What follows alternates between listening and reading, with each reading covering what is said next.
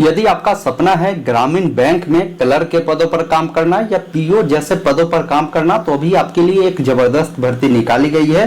13,217 पदों पर यह भर्ती आपकी होने वाली है, जिसके लिए ऑनलाइन आवेदन की प्रक्रिया ऑलरेडी पहले से ये स्टार्ट है। इसका आवेदन करने का अंतिम तिथि भी अब काफी नजदीक आ चुके हैं। इस भर्ती का फॉर्म भरने के लिए आपकी न्यूनतम क्वालिफिकेशन ग्रेजुएशन होना चाहिए, ये आपको ध्यान रखना है। बाकी की जो डिटेल जानकारी है मैं अपने स्क्रीन पर चलकर बताता हूं, साथ में इस भर्ती का फॉर्म भरने का स्टेप बाय स्टेप प्रोसेस भी आपको दिखाता हूं। वीडियो अगर आपको पसंद आए तो आप सभी से निवेदन है कि वीडियो को लाइक जरूर कर दिया कीजिए और चैनल पे नए हैं तो सब्सक्राइब जरूर कर लीजिए। इस प्रकार की लगातार अपडेट आगे भी आपको मिलता रहेगा। आइए फिलहाल अपने स्क्रीन पर चलते हैं, पूरी जानकारी स्टेप बाय स्टेप बताते हैं। बताई गई है, आप देख सकते हैं। जैसे यहाँ पर जो ऑफिस असिस्टेंट, जिसे हम लोग क्लर्क के नाम से जानते हैं, इस पद के लिए अगर अप्लाई करेंगे तो 18 से 28 साल आपकी उम्र होगी। वही ऑफिसर स्किल 1 के लिए अगर अप्लाई करेंगे, जैसे पीओ के नाम से जानते हैं, तो 18 से 30 है। वही देखेंगे मैनेजर के लिए अप्लाई करेंगे तो 21 से 32 वर्ष है। सीनियर मैनेजर के लिए अप्लाई करेंगे तो 21 से 40 वर्ष आपका रखा गया है। आप योग्यता भी देख सकते हैं। अगर कोई लोग जो है ऑफिस असिस्टेंट के लिए अगर अप्लाई करता है तो इसके लिए आपकी जो योग्यता होगी कम से कम स्नातक पास होने चाहिए। पीओ के लिए अप्लाई करते हैं तो इसमें भी बोला गया कि स्नातक आपके होने चाहिए। मैनेजर के लिए अप्लाई करते हैं तो इसमें बोला गया कि स्नातक होने चाहिए, साथ में 1 या 2 सालों का अनुभव भी होना चाहिए संबंधित क्षेत्र में। वही सीनियर मैनेजर के लिए अगर आप अप्लाई करते हैं तो इसमें भी स्नातक बोले गए हैं, साथ में आपको 5 साल का संबंधित क्षेत्र में नॉलेज बोला गया है, एक्सपीरियंस बोला गया है। आप यहां से सभी जानकारी को देख सकते हैं। बाकी सिलेक्शन प्रोसीजर भी देख सकते हैं। जैसे क्लर्क के लिए पहले प्रारंभिक परीक्षा होगी, फिर मुख्य परीक्षा होगी। पीओ के लिए आपकी जो है मुख्य परीक्षा के बाद इंटरव्यू होगा। तो ये सारी चीजें ऑलरेडी मेंशन की गई है। आप वैकेंसी भी देख सकते हैं कि किस पोस्ट के लिए कितनी भर्ती है।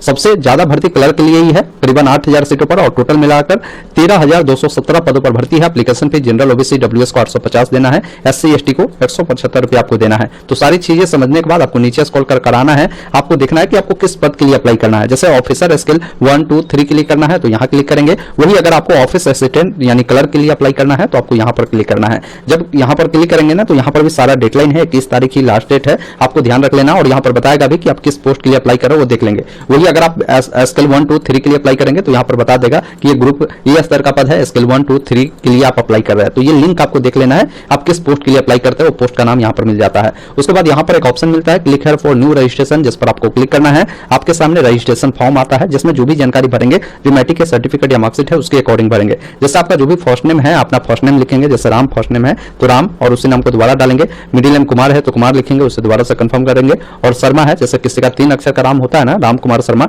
तो राम फर्स्ट नेम हुआ, मिडिल नेम कुमार और शर्मा उनका लास्ट नेम हो जाएगा। तो पूरा नाम आपको देखने को मिलेगा। उसके बाद जो भी आपका मोबाइल नंबर है, अपना मोबाइल नंबर देंगे। मोबाइल नंबर को दोबारा डालना है। अपना ईमेल आईडी यहाँ पर देना है। ईमेल आईडी का जो भी डोमेन है, जैसे @gmail.com है तो उससे पहले तक लिखकर @gmail.com यहाँ से सिलेक्ट करेंगे और कंफर्म ईमेल में पूरा लिखेंगे @gmail.com तक। बाकी इस कैप्चा कोड को फिल कर 7 नेक्स्ट पर क्लिक करना है। उसके बाद आपका रजिस्ट्रेशन कंप्लीट होता है। आपको एक रजिस्ट्रेशन नंबर पासवर्ड मिल जाता है, इसको नोट कर आप जरूर रख लेंगे। बाकी आपको नीचे स्क्रॉल कर कराना है। यहाँ पर बोला गया है कि आपका जो भी फोटो है, यहाँ पर आपको फोटो अपलोड करना है और एक फोटो आपको जो है लाइव भी कैप्चर करना होगा। अगर आपके सिस्टम में वेबकैम है तो डायरेक्ट आप यहाँ से क्लिक कर सकते हैं, नहीं तो आप इस QR कोड पे क्लिक करेंगे तो मोबाइल की मदद से भी आप जो है फोटो को क्लिक कर सकते हैं। अब इसका गाइडलाइन देखना है तो यहाँ पर आप जब क्लिक करेंगे तो गाइडलाइन आपको बताया गया है, जिसमें फोटो को लेकर बताया है कि फोटो आपका हाल का होना चाहिए, रिसेंट का होना चाहिए, कलर फोटो होना चाहिए और बैकग्राउंड बोला गया व्हाइट बैकग्राउंड आपको रखना है। अच्छी क्वालिटी की लाइटिंग भी आपके पास होने चाहिए फेस पर। साथ में उसका डायमेंशन बताया गया है कि ये आपका डायमेंशन है और देखेंगे ना साइज 20 से 50 कभी में ये आपका होने वाला है। नीचे जब आप आएंगे तो सिग्नेचर को लेकर भी आपको गाइडलाइन मिल जाएंगे। सिग्नेचर का जो डायमेंशन है ये होगा, साइज 10 से 20 कभी में होगा, ये आपको ध्यान रखना है। लेफ्ट थंब अगर आप देते हैं तो उसको लेकर भी आपको गाइडलाइन मिलती है। हेड राइटिंग डिक्लेरेशन को भी गाइडलाइन आप देख लेंगे।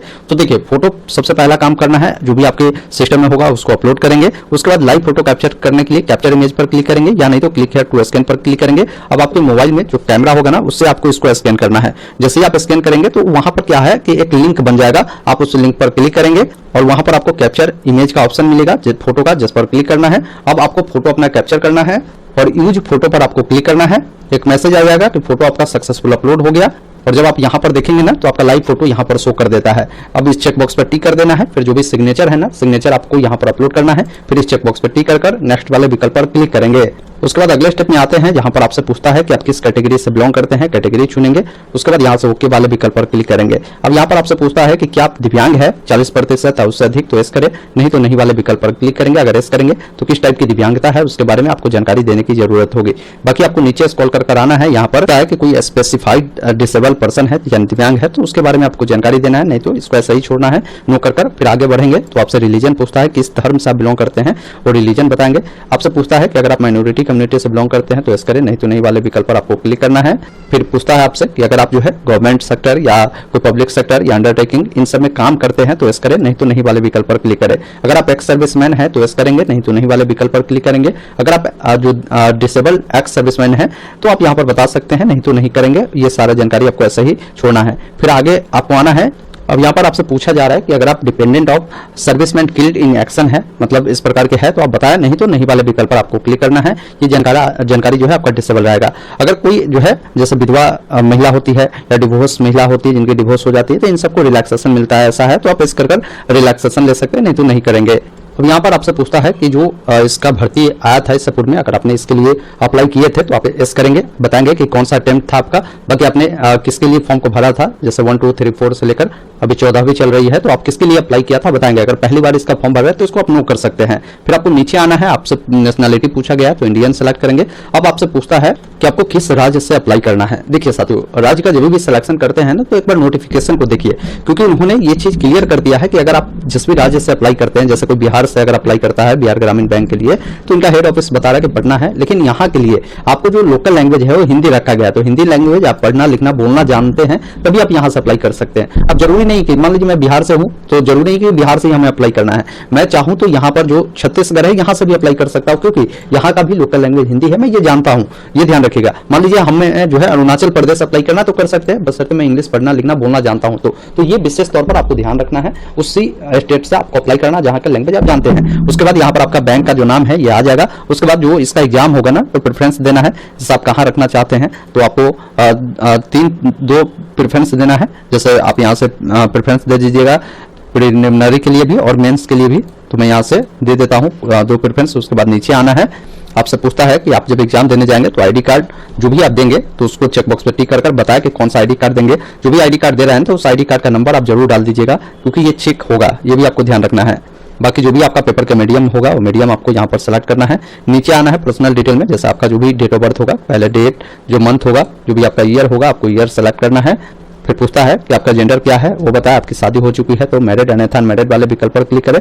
आपको अपना डॉक्यूमेंट का जैसे आधार नंबर पूछ रहा है तो आधार नंबर देंगे और इसका कंसेंट आपको देना है तो यस कर देंगे। अगर आपके पास पैन कार्ड है तो पैन नंबर भी देंगे। अगर जुड़वा भाई बहन है तो यस करेंगे, नहीं तो नहीं वाले विकल्प पर क्लिक करेंगे।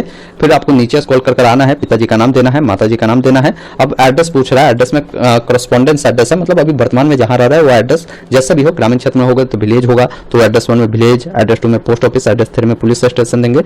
जो भी आपका स्टेट है, जो भी आपका डिस्ट्रिक्ट है वो देना है, पिन कोड आपको देना है। अगर आपका करस्पॉन्डेंस एड्रेस परमानेंट समान है तो इस चेकबॉक्स पर क्लिक करेंगे, दोनों फिल होगा। अलग अलग है तो अलग अलग जानकारी को फिल करना है। जीएसटी इनवॉइसिंग के लिए कोई भी आप एड्रेस यहाँ से सिलेक्ट कर सकते हैं। उसके बाद आपका जो भी अमाउंट है एप्लीकेशन फी वो देखने को मिलता है। उसके बाद पहले काम करना है वैलिडेट योर डिटेल पर क्लिक करना है और जब आपकी सारा डिटेल सही हो तो फिर यहाँ से 7 नेक्स्ट पर क्लिक करेंगे। उसके बाद आप अगले स्टेप में आते हैं जहां पर क्वालिफिकेशन की जानकारी देनी है। क्वालिफिकेशन आपका जो है 21/9/2025 तक कंप्लीट हो जानी चाहिए, मतलब फॉर्म का जो अंतिम तिथि है उस डेट तक आप जो है ग्रेजुएशन पास हो जाना चाहिए, ये ध्यान रखिएगा। तो सबसे पहला चीज है कि 10वीं की जानकारी पूछ रही है, तो 10वीं आपने जिस भी बोर्ड से पास आउट किया होगा ना, बोर्ड का नाम चुनेंगे। उसके बाद कब आपने इससे पास आउट किया है, जैसे जो भी आपका साल होगा ना, आप यहाँ से साल को सेलेक्ट करेंगे, जिस साल पास किए हैं, जो महीना होगा, जो डेट होगा, ऐसे चेंज करेंगे। आपकी क्या परसेंटेज रही थी वो बताएंगे। बाकी मान लीजिए अगर आपका परसेंटेज कुछ आएंगे, बाकी मान लीजिए अगर आपका परसेंटेज कुछ अब हट के है, जैसे मान लीजिए 97 या 57.2 है तो आप वैसे भी लिख सकते हैं। उसके बाद बताएंगे कि आपका जो ये है मतलब कि क्लास कौन सा है, फर्स्ट सेकंड थर्ड, वो बताएंगे। फिर ग्रेजुएशन के बारे में बताना है कि ग्रेजुएशन आपने किस यूनिवर्सिटी से पढ़ाई किया है, उसका नाम लिखेंगे। ग्रेजुएशन में आपकी कौन सा डिग्री रही थी, आपने कौन सा स्ट्रीम से पढ़ाई किया था वो बताएंगे। इसमें आपका सब्जेक्ट क्या था, मेन जो एक ऑनर्स होता है ना हम लोग का, वो क्या था वो बताएंगे। कब आपने इसको पास आउट किया है वो जानकारी आपको यहाँ पर बतानी है। उसके बाद क्या इसमें परसेंटेज रही थी आपका वो बताएंगे। क्लास कौन सा था वो आपको यहाँ पर बताना है। उसके बाद अगर आपने पीजी किया है तो पीजी की भी जानकारी इसी अकॉर्डिंग ऐड करेंगे। कोई प्रोफेशनल क्वालिफिकेशन है तो उसको भी ऐड करेंगे। फिर यहाँ पर पूछता है कि जो कंप्यूटर का वर्क करने का नॉलेज है वो है या नहीं, ऑपरेटिंग का करने का, तो आप यहाँ पर यस करेंगे। है तो आपके पास कोई सर्टिफिकेट है जो आपने लिया है तो आप बता सकते हैं, नहीं है तो यहाँ पर नो कर सकते हैं। लेकिन ये होना चाहिए क्योंकि बैंक में अगर काम करेंगे तो अभी सारा काम कंप्यूटर पर ही होता है। तो चीज़ आप बताएं कि अगर आपके पास है तो सेलेक्ट कर लीजिएगा, और कौन सा आपने कोई कोर्स किया तो वो भी आप बता सकते हैं कंप्यूटर का। उसके बाद नीचे आना है। उसके बाद यहाँ पर आपसे पूछा जा रहा है कि जो आपने मान लीजिए जो स्टेट आपने सेलेक्ट किया है अप्लाई करने के लिए, जैसे मैंने मान लीजिए बिहार सेलेक्ट किया तो बिहार का हिंदी है, तो ये जो हिंदी है आपने 10वीं या 8वीं लेवल पर उससे पढ़ाई किया है या नहीं किया है, तो आप बता सकते हैं। या 12th लेवल पर, ग्रेजुएशन लेवल पर आपने पढ़ाई किया होगा बोर्ड लेवल में, तो आप बता सकते हैं किया है, तो आप यहाँ पर चुनेंगे। उसके बाद आपको नीचे आना है। आपसे पूछता है कि अगर भी आपके पास कोई वर्किंग एक्सपीरियंस है तो यस करें, नहीं तो नहीं वाले विकल्प पर क्लिक करें। उसके बाद आपको नीचे आना है। अदर डिटेल आपसे पूछ रहा है, जैसे आपको प्री एग्जाम का ट्रेनिंग आपको दी जाती है SC ST OBC को, तो अगर आपको चाहिए तो यस करें, अगर नहीं चाहिए तो आप नो कर सकते हैं।